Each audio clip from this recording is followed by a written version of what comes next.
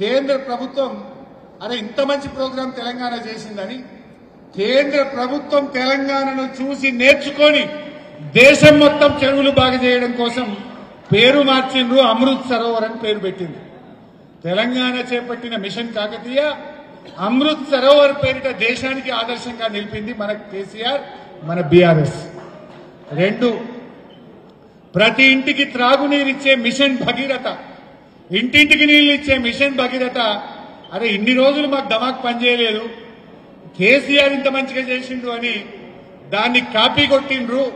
హర్ ఘర్ కో జల్ అని పేరు మార్చిండ్రు, దేశం మొత్తం నీళ్లు ఇచ్చే ప్రయత్నం చేసిండ్రు. నంబర్ 2. నంబర్ 3, ఈ ప్రపంచంలోనే ఎవరూ ఆలోచించలేదు రైతుకు నేరుగా నగదు బదిలీ, అది రైతు బంధు. కేసీఆర్ ప్రవేశపెట్టిన పథకం రైతు బంధు పథకం. దాన్ని ఢిల్లీ ఓడు కాపీ కొట్టిండు, పేరు మార్చిండు, పిఎం కిసాన్ అనే పేరు పెట్టి దేశం మొత్తము అమలు చేసిండు. అంటే ఇట్లా కేసీఆర్ పాలన దేశానికి దిక్సూచిగా నిలిచింది. అప్పుడు ఒక నానుడు వచ్చింది తెలంగాణలో, తెలంగాణ ఈ రోజు ఏం చేస్తుందో రేపు దేశమంతా ఆచరిస్తుంది అనేటువంటి నానుడికి కేసీఆర్ రూపకల్పన చేసిండు, పునాది వేసిండు. తెలంగాణ ఈ రోజు ఆచరిస్తుంది, దేశం రేపు అనుచరిస్తుంది అన్నంత గొప్పగా కేసీఆర్ తెలంగాణను 10 ఏళ్లలో తీర్చిదిద్దిండు. అంటే మన మిషన్ కాకతీయ, మన మిషన్ భగీరథ, మన రైతు బంధు దేశానికి దిక్సూచిగా నిలిపిండు కేసీఆర్. ఏ స్కీమ్ తీసుకున్నా అడవుల పెంపుదలలో 7.7% గ్రోత్ రేటుతో దేశంలో నంబర్ 1, పచ్చదనంలో నంబర్ 1 గా నిలిపిండు కేసీఆర్. పర్ క్యాపిటల్ ఇన్కమ్, తలసరి ఆదాయం పెరుగుదల ఆ రోజు తెలంగాణ వచ్చినాడు 1,24,000 ఉంటే 9 ఏళ్ల కేసీఆర్ పాలనలో 3,47,000కు పెరిగి దేశంలో అగ్రగామిగా నిలిపిండు కేసీఆర్. జిఎస్డిపి 5 లక్షల కోట్లున్న జిఎస్డిపిని 14 లక్షల కోట్లకు తీసుకుపోయి నంబర్ 1 గా నిలిపిండ్రు మన కేసీఆర్. అట్లా మీరు ధాన్యం ఉత్పత్తిలో నంబర్ 1, డాక్టర్ల ఉత్పత్తిలో నంబర్ 1, అడవుల పెంపుదలలో నంబర్ 1, గ్రామ పంచాయతీల అవార్డులలో నంబర్ 1, గురుకులాల స్థాపనలో నంబర్ 1, ప్రతి ఇంటికి త్రాగునీరు ఇవ్వడంలో నంబర్ 1. ఇట్లా చెప్పుకుంటూ పోతే అనేక రంగాల్లో తెలంగాణ నంబర్ 1 గా నిలిపిండు కేసీఆర్. మరి రేవంత్ రెడ్డి ఏం చేసిండు? రేవంత్ రెడ్డి ఏం చేసిండు అంటే ఆయన వచ్చినాక ఇవాళ దేశంలో మన పరిస్థితి ఎట్లా తయారైపోయిందంటే ఎండ్ల చూసినా ఆగమైపోయింది.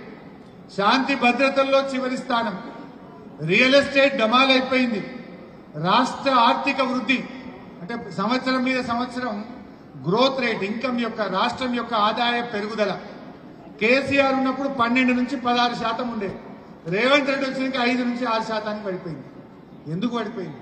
తుగ్లక్ పాలన, పిచ్చి పిచ్చి మాటలతో, తొందరపాటు నిర్ణయాలతో తగ్గింది. భూముల ధరలు తగ్గినాయి. గురుకులాల్లో 100 మంది పిల్లలు చచ్చిపోయింది. గురుకుల పాఠశాలల్లో దాదాపు 100 మంది చనిపోయింది.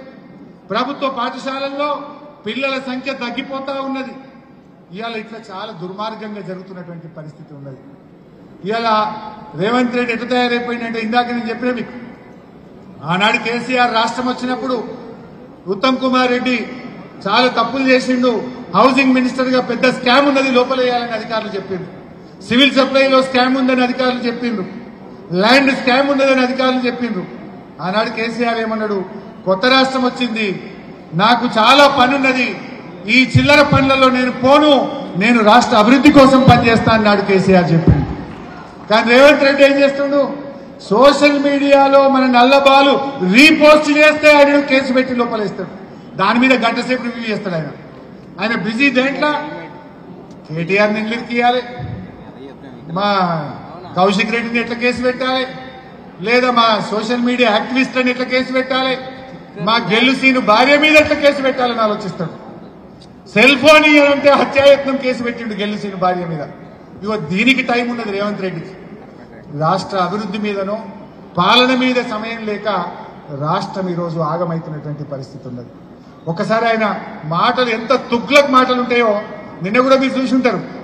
సోనియా గాంధీ నేను మీటింగ్ రాలేకపోతున్నా అన్నది. ఈయన అంటాడు, అరే సోనియా గాంధీ నాకు లెటర్ రాసింది, ఇది నోబెల్ ప్రైజు, ఇది నాకు ఆస్కార్ అవార్డు అంటాడు. అంటే నేనేమైనా మెచ్చుకుంటే కదా ఆమె, నువ్వేమైనా మంచి పని చేసినా అంటే ఓ అవార్డు అన్నా లెక్క. నేను మీటింగ్కి వస్తలేను రాబాయ్ అంటే నాకు ఆస్కార్ అవార్డు వచ్చింది అంటాడు. ఇక ఎంత తుగ్లక్ మాటలో ఒక్కసారి చూద్దాం, మంచిగా చూడండి. నరేంద్ర మోదీ గారు ప్రాతినిధ్యం వహిస్తున్న రాష్ట్రం మహారాష్ట్ర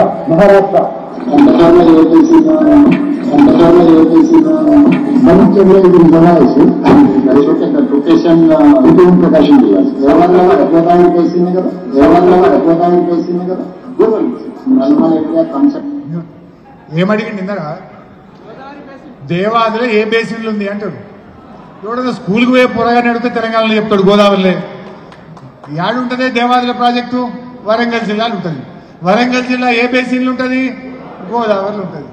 ఈయన రాష్ట్రానికి ముఖ్యమంత్రి 20 నెలలు అయింది. రివ్యూ మీటింగ్లో ఆఫీసర్ని అడుగుతాడు గోదావరి ఏ బేసిన్లు ఉంటుంది, బంకచర్ల యాడు ఉన్నది అంటే ఈయనకి ఏ పార్టీ చిత్తశుద్ధి ఉన్నది అంటే బాసాన్ల గురించి తెలుసు తప్ప బేసిన్ల గురించి తెలియదు రేవంత్ రెడ్డి. బేసిక్స్ తెలియదు రేవంత్ రెడ్డికి, బేసిక్స్ కూడా తెలియదు.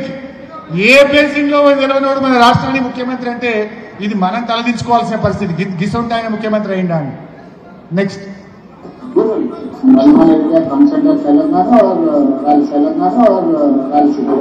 కందులు పెసర్లు అంటే మిలెట్సే గతంలో మెడికల్ ట్రీట్మెంట్ లేనప్పుడు ఎవరికైనా లెప్రసీ వస్తే వాళ్ళ కుటుంబ సభ్యులను ఇక్కడ తీసుకొచ్చి వికారాబాద్ లో వదిలేస్తే 2-3 నెలల తర్వాత వాళ్ళని మళ్ళీ తీసుకెళ్తే వాళ్ళు TB ITE information technology education ITE information technology education సంబంధించి ఏ విధంగా అమెజాన్ వెబ్ సిరీస్ ఎన్ఆర్ఐ అంటే నాన్ రిలయబుల్ ఇండియన్ కింద కంప్యూటర్ ని పుట్టించింది ఈ దేశానికి పరిచయం చేసిందే రాజీవ్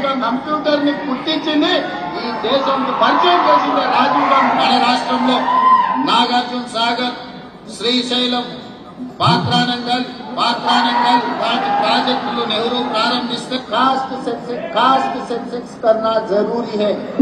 ఏమైనా జమినీ ఎన్నికల్ని పివి నరసింహరావుకు దేశ ప్రధానమంత్రి బనాయి.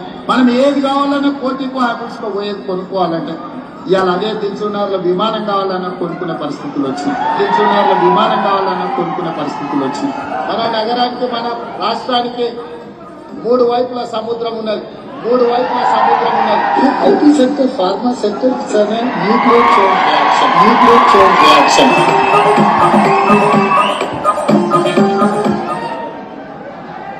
ఎవరైనా పిల్లలు అది విని తెలంగాణకు 3 దిక్కుల సముద్రం ఉందంటే ఏమైపోవాలి పిల్లలు? రేవంత్ రెడ్డి చెప్పింది కదా పరీక్షలు పోయి గిట్ట రాసింది అనుకో ఆగమైపోతారు. అంటే అజ్ఞానానికి కూడా ఒక లిమిట్ ఉంటుంది. ఏందే ఇంకా చాలా ఉంది. సంచులు మోసలు తప్ప ఏం తెలియదు అంటావు. సంచులు అంటే